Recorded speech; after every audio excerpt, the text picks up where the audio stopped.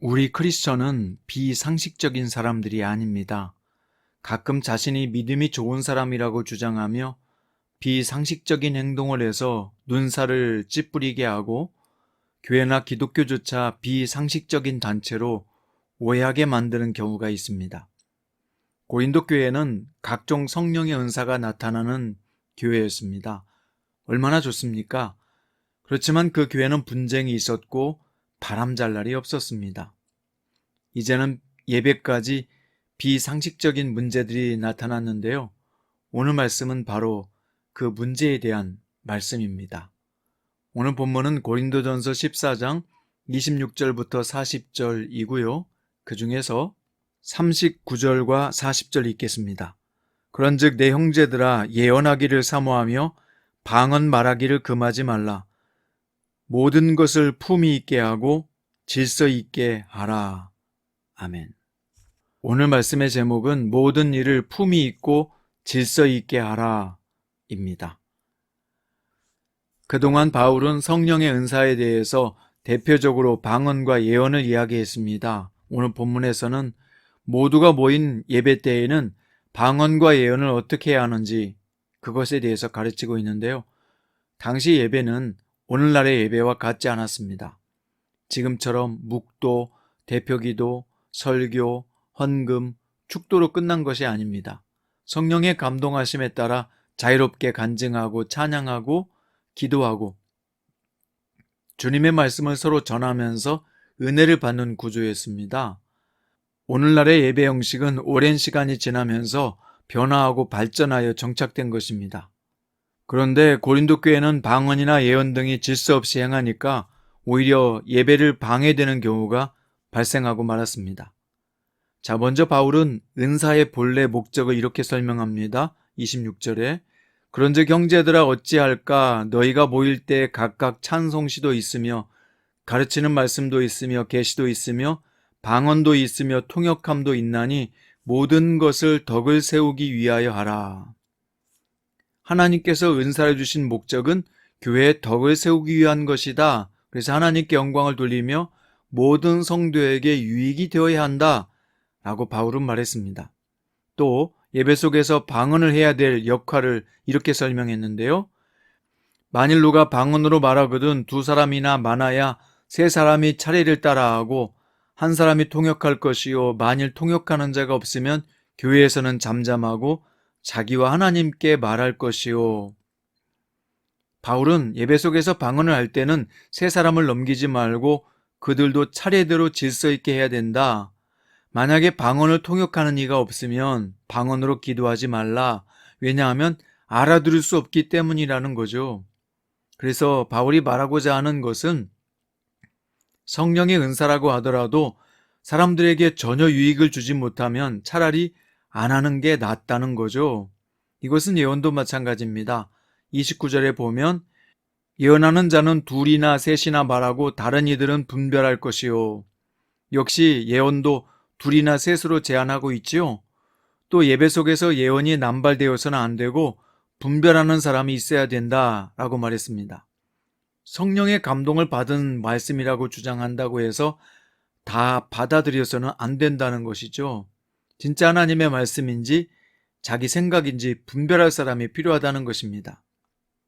그래서 바울은 32절과 33절에서 예언하는 자들의 영은 예언하는 자들에게 제재를 받나니 하나님은 무질서의 하나님이 아니시요 오직 화평의 하나님이시니라. 그러니까 방언도 예언도 자기 마음대로 하는 것이 아니라 통제가 가능해야 한다. 그래야 예배는 질서 있게 유지되고 교회 질서가 유지된다는 것이죠.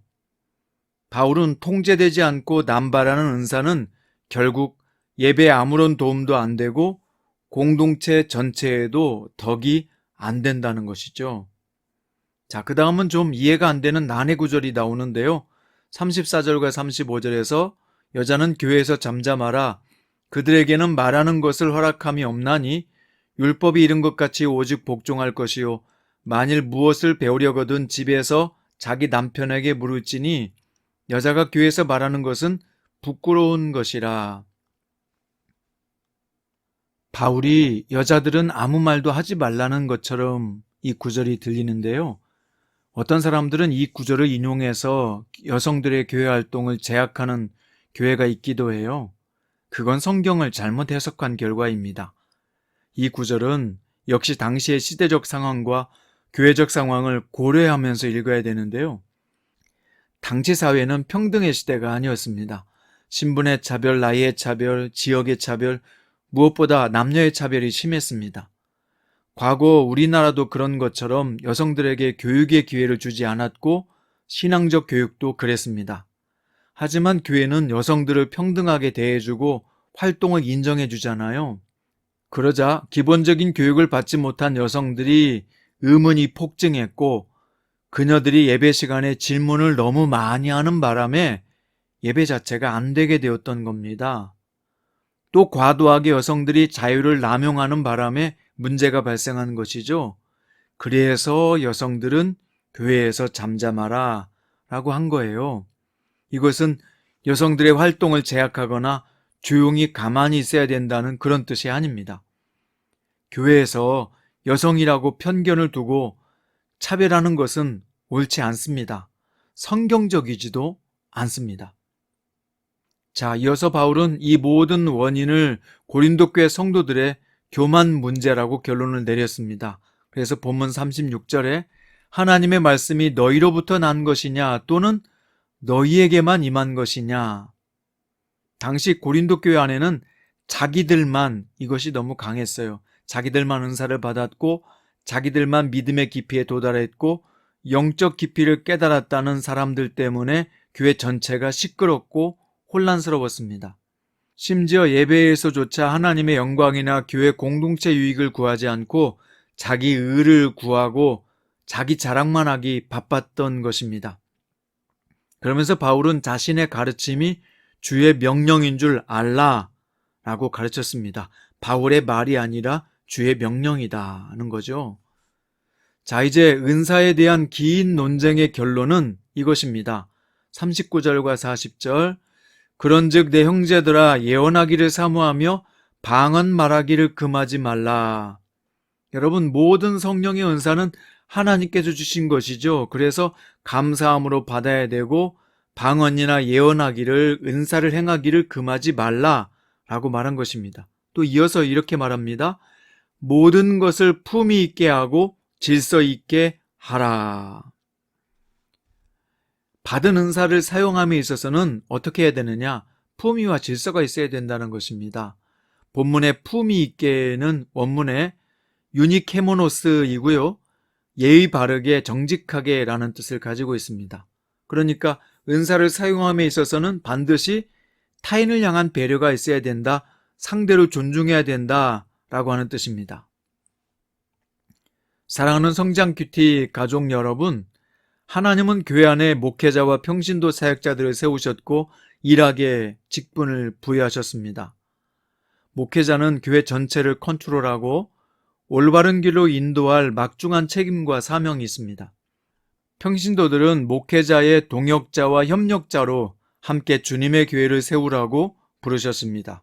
그래서 우리는 서로 연합하여 헌신하여 건강한 주님의 교회를 세워야 합니다. 여기에 신분의 차이는 없지만 직분이나 역할의 차이는 있게 마련입니다. 물론 우리가 완벽할 수는 없지요. 그러나 우리는 합력하여 최선을 다해야 합니다. 그래서 어떻게 사역을 해야 합니까? 모든 것을 품위 있게 질서 있게 해야 합니다. 여기서 품위는 예의 바르게 정직하게 라는 뜻이라고 했잖아요. 은사를 사용함에 있어서도 존중과 배려가 있어야 한다는 뜻입니다. 예배를 드릴 때도 품위 있게 예의 바르게 드려야 하고요. 각자의 역할에 따라 질서가 있어야 합니다. 주님은 바울을 통해서 모든 것을 이라고 말했습니다. 이것은 단순히 예배뿐만 아니라 모든 사역을 아우르는 말입니다. 우리는요, 주님이 원하시는 건강한 교회를 세우기 위해서 덕을 끼치는 모습을 가져야 하고요. 모든 예배와 사역은 품위가 있고 질서가 있어야 합니다. 물론 가정도 마찬가지예요. 가정에서 부모님의 권한이 있고 자녀 역할이 있지요. 서로 자유롭게 이야기하고 토론도 할 수 있지만 결국 부모님에게 최종 결정의 권한이 있는 거죠. 역시 직장도 마찬가지입니다. CEO의 역할이 있고 직원의 역할이 있는 것처럼 말이죠. 사랑하는 성장 큐티 가족 여러분, 우리는 크리스천입니다. 모든 일을 품위 있게 예의 바르게 정직하게 해야 합니다. 또한 질서 있게 순서에 맞추어서 내 주장만 앞세우지 말고 서로 연합하여 주님의 건강한 교회와 가정을 세워가야 합니다. 오늘 내가 가져야 될 품위와 질서는 무엇인지 생각해 보시고요. 여러분의 행동과 몸가짐에 품위가 있기를 주님의 이름으로 축원드립니다. 기도드립니다. 주님, 우리의 행동과 모습 속에 덕이 있게 하시고 품위가 있게 하시고 교회 안에 가정 안에 질서가 있게 하여 주옵소서. 오늘 우리의 모습 속에서 진정한 그리스도인의 모습이 나타나기를 소원합니다.